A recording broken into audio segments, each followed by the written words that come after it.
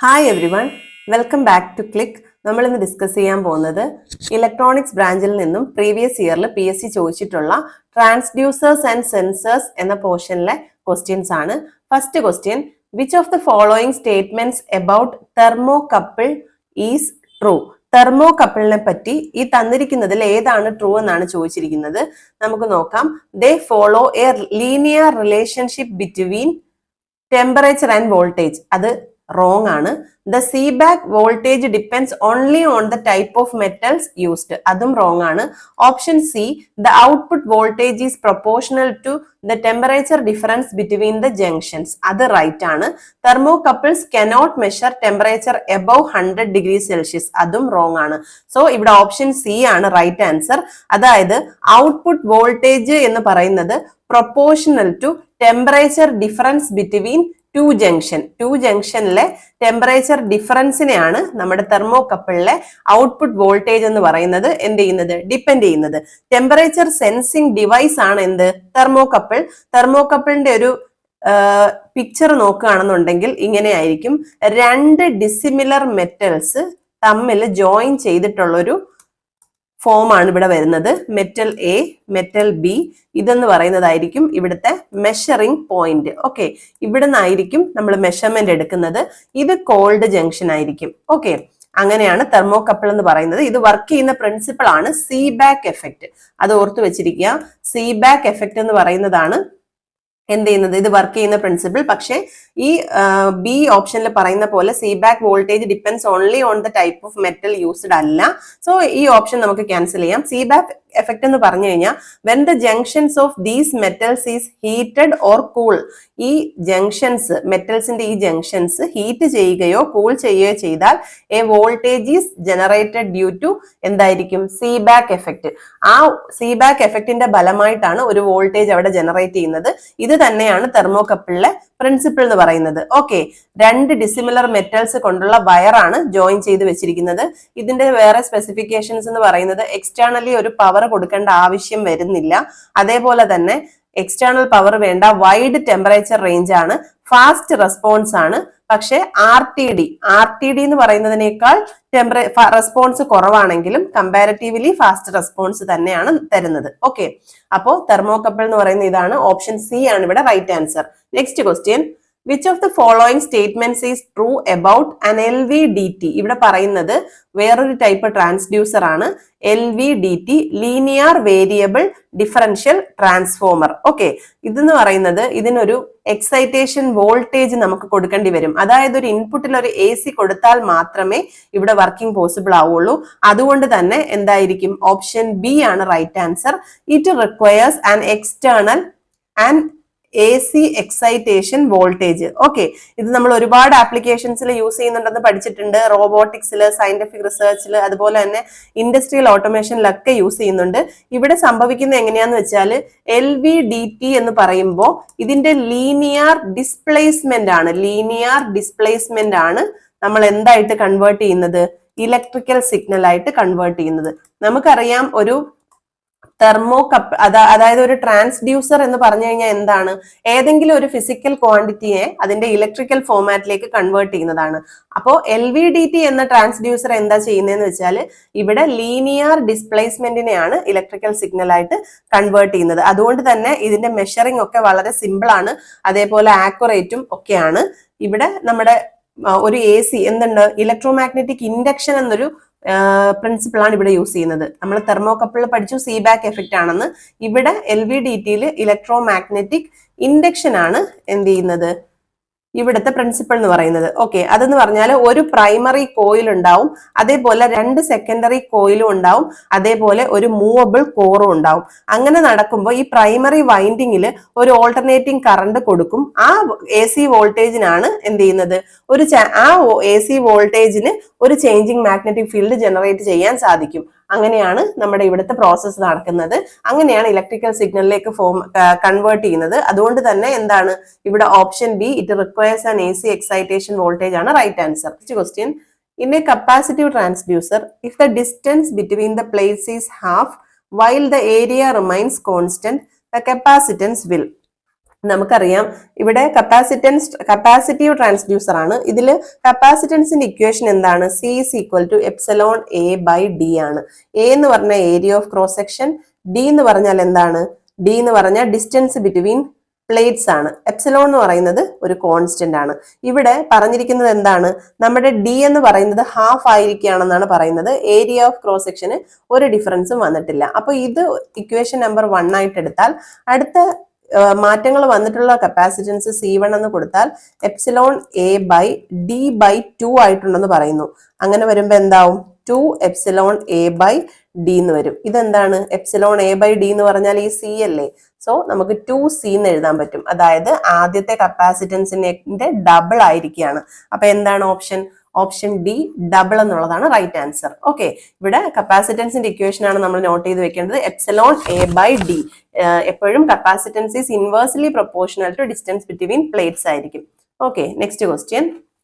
An inductive displacement transducer measure displacement by inductive displacement ട്രാൻസ്ഡ്യൂസറിന്റെ കേസാണ് ഇവിടെ പറയുന്നത്. ഇവിടെ മെഷർമെന്റ് നടത്തുന്നത് measuring change in inductance due to core movement ആണ്. അവിടുത്തെ കോർ മൂവ്മെന്റിനനുസരിച്ചിട്ടുള്ള ചേഞ്ച്, കോർ മൂവ്മെന്റിന്റെ ചേഞ്ചിനനുസരിച്ചാണ് എന്ത് വരുന്നത്? ഇൻഡക്റ്റൻസ് മെഷർ ചെയ്യുന്നത്. Okay, displacement transducer measure displacement by measuring changes in the inductance due to core movement ആണ്. സോ ഓപ്ഷൻ ബി ആണ് റൈറ്റ് ആൻസർ. ഇവിടെ ഇൻഡക്റ്റൻസിലെ ചേഞ്ചസ് സെൻസ് ചെയ്തുകൊണ്ടാണ് ഇത് പോസിബിൾ ആക്കുന്നത്. ഓക്കെ, ചേഞ്ച് ഇൻ ഇൻഡക്റ്റൻസ് എന്ന് പറയുന്നത് കൺവേർട്ട് ചെയ്യും. എന്താണ്? ഒരു സിഗ്നൽ ആയിട്ട് കൺവേർട്ട് ചെയ്യും. ആ സിഗ്നലിന്റെ കറസ്പോണ്ടിങ് ആയിട്ടുള്ള ഡിസ്പ്ലേസ്മെന്റ് ആയിട്ടാണ് ഇവിടെ കൺവേർഷൻ നടക്കുന്നത്. ഓക്കെ, അപ്പൊ ഇവിടെ ഓപ്ഷൻ ബി ആണ് right answer. Measuring changes in inductance due to core movement. Moving on to next question. In a thermistor-based circuit, self-heating occurs when? Thermistor based സർക്യൂട്ടിൽ സെൽഫ് ഹീറ്റിംഗ് എന്ന് പറയുന്നത് എപ്പോഴാണ് സംഭവിക്കുക എന്നുള്ളത്. ഇവിടെ ഓപ്ഷൻ ബി ആണ് right answer. The thermistor generates heat due to current flow. അതായത് ഇവിടെ ഒരു ഹീറ്റിന്റെ ഫോമിലാണ് ഇവിടുത്തെ പവർ ഡിസിപ്പേഷൻ നടക്കുക. നമുക്കറിയാം ഒരു കറണ്ട് ഫ്ലോ ഉണ്ടാവുമ്പോൾ അവിടെ എന്ത് സംഭവിക്കുന്നുണ്ട്? ഒരു പവർ ഡിസിപ്പേഷൻ നടക്കുന്നുണ്ട്. ഇവിടെ ഈ തെർമിസ്റ്റർ ബേസ്ഡ് സർക്യൂട്ടിൽ പവർ ഡിസിപ്പേഷൻ നടക്കുന്നത് in the form of heat ആണ്. ഓക്കെ, അത് നമ്മൾ ഓർത്ത് വെച്ചിരിക്കുക. അതേപോലെ തന്നെ തെർമിസ്റ്ററിൽ നമുക്കറിയാം തെർമിസ്റ്റേഴ്സ് 2 ടൈപ്പ് ഉണ്ട്.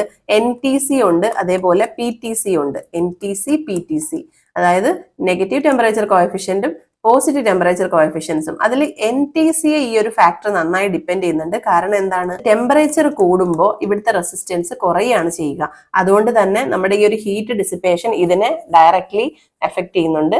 ഇവിടെ തെർമിസ്റ്റർ ബേസ്ഡ് സർക്യൂട്ടിൽ സെൽഫ് ഹീറ്റിംഗ് എന്ന് പറയുന്നത് ഒരു പ്രോസസ് നടക്കുന്നുണ്ട്. കാരണം എന്താണ്? Thermistor generate heat due to high current flow ആണ്. അതുകൊണ്ടാണ് അങ്ങനെ നടക്കുന്നത്. ഓപ്ഷൻ ബി ആണ് right answer. Next question. Which of the following is an example of passive transducer? ഒരു ട്രാൻസ്ഡ്യൂസർ എന്ന് പറഞ്ഞാൽ എന്താണ്?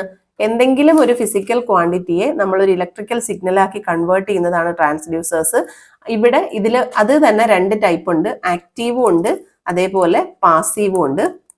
ഇവിടെ ചോദിച്ചിരിക്കുന്നത് അതിൽ പാസീവിന് എക്സാമ്പിൾ ഏതെന്നാണ്.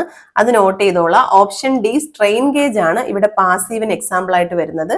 ബാക്കിയൊക്കെ photo voltaic cell, thermocouple, piezo electric transducer അതെല്ലാം എന്തായിരിക്കും? ആക്റ്റീവ് ആയിരിക്കും. എന്താണ് ഈ ആക്റ്റീവ് ട്രാൻസ്ഡ്യൂസർ? അതിൽ ഒരു ഔട്ട്പുട്ട് ജനറേറ്റ് ചെയ്യുന്നത് വോൾട്ടേജിന്റെയോ കറണ്ടിന്റെയോ ഫോമാറ്റിലായിരിക്കും, without any external source. Okay, without any source ആണ്. എക്സ്റ്റേണൽ എനർജി വേണ്ട ഇതിന് എന്ത് ചെയ്യാൻ? വോൾട്ടേജോ കറണ്ടോ പ്രൊഡ്യൂസ് ചെയ്യാൻ. അതാണ് ആക്റ്റീവ്. പക്ഷേ പാസീവ് ട്രാൻസ്ഡ്യൂസർ എന്ന് പറഞ്ഞാൽ എന്താണ്? Internal parameters like capacitance, resistance, അതുപോലെ ഇൻഡക്റ്റൻസ് അതൊക്കെ ആയിരിക്കും നമ്മുടെ ഔട്ട്പുട്ടിൽ പ്രൊഡ്യൂസ് ചെയ്യുന്നത്. എന്തായിരിക്കും? ഇൻപുട്ട് സിഗ്നലിന്റെ ചേഞ്ചിനനുസരിച്ച് ഈ ഫോമാറ്റിലായിരിക്കും നമുക്ക് ഔട്ട്പുട്ട് കിട്ടുക. ഇവിടെ ആണെങ്കിൽ ആക്റ്റീവിലാണെങ്കിൽ വോൾട്ടേജ് കറണ്ട് എന്ന ഫോമാറ്റിലായിരിക്കും കിട്ടുക. ഇവിടെ ഒരു എക്സ്റ്റേണൽ സോഴ്സ് വേണം. ഓക്കെ, എക്സ്റ്റേണൽ സോഴ്സ് പാസീവിൽ വേണം. ഓക്കെ, അഡീഷണൽ എനർജി സോഴ്സ് ആക്റ്റീവിൽ വേണ്ട, ഇവിടെ വേണം. അതേപോലെ തന്നെ energy from the measuring source, ഈ മെഷറിംഗ് സോഴ്സിൽ നിന്ന് തന്നെ എന്ത് ചെയ്യും? ഈ ആക്റ്റീവ് കമ്പോണൻസ് എനർജി എടുക്കും. അതേപോലെ തന്നെ ഇവിടെ പാസീവിലാണെങ്കിൽ ഒരു എക്സ്റ്റേണൽ സോഴ്സ് ഉണ്ട്, അവിടെ നിന്നായിരിക്കും എനർജി എടുക്കുക. ഇവിടുത്തെ ഡിസൈൻ എന്ന് പറയുന്നത് വളരെ സിമ്പിൾ ആണ് ആക്റ്റീവിന്റെ. പക്ഷേ പാസീവിന്റെ വളരെ കോംപ്ലിക്കേറ്റഡ് ആണ്. കാരണം എന്താണ്? നമ്മൾ എക്സ്റ്റേണൽ സോഴ്സ് ഒക്കെ കൊടുക്കുന്നത് കൊണ്ട് തന്നെ കോംപ്ലിക്കേറ്റഡ് ആയിരിക്കും. റെസൊല്യൂഷൻ എന്ന് പറയുന്നത് ഇവിടെ ലോ ആയിരിക്കും, ഇവിടെ പക്ഷേ ഹൈ റെസൊല്യൂഷൻ ആയിരിക്കും. ഓക്കെ, ഔട്ട്പുട്ട് സിഗ്നൽ എന്ന് പറയുന്നത് produces in the form of signal to be measured, അതായത് നമുക്ക് മെഷർ ചെയ്യേണ്ട വോൾട്ടേജ്, കറണ്ട് അതിന്റെ അതേ ഫോമാറ്റിൽ തന്നെ ഔട്ട്പുട്ട് കിട്ടും. പക്ഷെ ഇവിടെ എന്താണ്, ഇവിടെ എന്ന് പറഞ്ഞു കഴിഞ്ഞാൽ ഇവിടെ നമുക്ക് ആ ഒരു കറക്റ്റ് സിഗ്നൽ മെഷർ ചെയ്യേണ്ട ഫോമാറ്റിലല്ല, റെസിസ്റ്റൻസ്, കപ്പാസിറ്റൻസ്, ഇൻഡക്റ്റൻസിന്റെ ഒരു വേരിയേഷനിലാണ് നമുക്ക് ഔട്ട്പുട്ട് കിട്ടുക. ഇതാണ് ഇതിലുള്ള വ്യത്യാസം. പിന്നെ നമ്മൾ പറയുക ആക്റ്റീവിന്റെ എക്സാമ്പിൾ എന്തൊക്കെയാണ്, ഫോട്ടോ വോൾട്ടായിക് സെൽ ഉണ്ട്, പീസോ ഇലക്ട്രിക് ട്രാൻസ്ഡ്യൂസർ ഉണ്ട്, അതേപോലെ തന്നെ ടാക്കോ ജനറേറ്ററും ഇതിനൊരു എക്സാമ്പിൾ ആണ്. പാസീവിനാണെങ്കിൽ സ്ട്രെയിൻ ഗേജ് ഉണ്ട്, സ്ട്രെയിൻ ഗേജ് മാത്രമല്ല അതേപോലെ LVDT ഉണ്ട്, പാസീവില് RTD ഉണ്ട്, അതേപോലെ തെർമിസ്റ്റർ ഉണ്ട്. ഇത്രയാണ് പാസീവ് ട്രാൻസ്ഡ്യൂസേഴ്സിന് എക്സാമ്പിൾ ആയിട്ട് വരിക. ഇവിടെ ഓപ്ഷൻ ഡി സ്ട്രെയിൻ ഗേജ് ആണ് ഇവിടെ പറഞ്ഞിരിക്കുന്നതിൽ ഒരു passive transducer. Next question, which characteristics of a thermistor makes it extremely suitable for precision temperature control system? നമ്മൾ precision temperature control സിസ്റ്റത്തിൽ നമ്മുടെ തെർമിസ്റ്റർ യൂസ് ചെയ്യുന്നുണ്ട്. അതിന്റെ കാരണം എന്തെന്നാണ് ചോദിച്ചിരിക്കുന്നത്. ഇവിടെ ഓപ്ഷൻ ബി ആണ് right answer. High resistance variation with temperature ആണ്.